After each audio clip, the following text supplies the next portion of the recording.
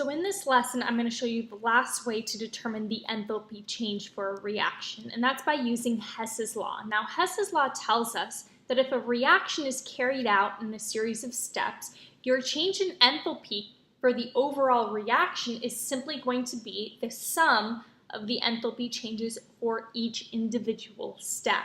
Okay, so if we add reactions together to get our final reaction, all we have to do is add our enthalpies together.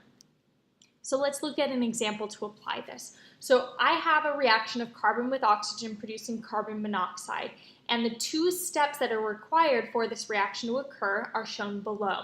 Now, I need these two reactions to add together in order to get me that reaction up above. And if you notice right now, the carbon dioxides aren't supposed to be there, but they don't cancel out because they need to be on opposite sides in order for them to cancel out.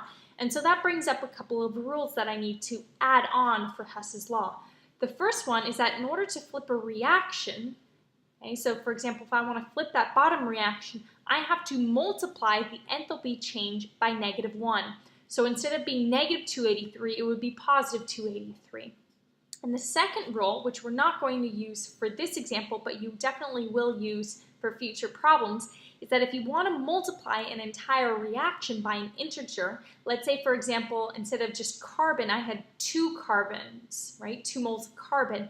Well, what I would do is I would multiply the entire reaction by 2, and I would also multiply the enthalpy change by 2 as well. So it would be -393.5 times 2.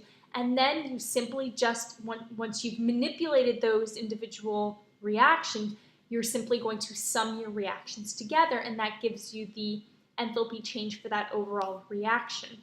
So for this problem, as I noted, I want the carbon monoxide to be on the product side and the carbon dioxide to be on the reactant side so that it'll cancel out with the carbon dioxide in the reaction above.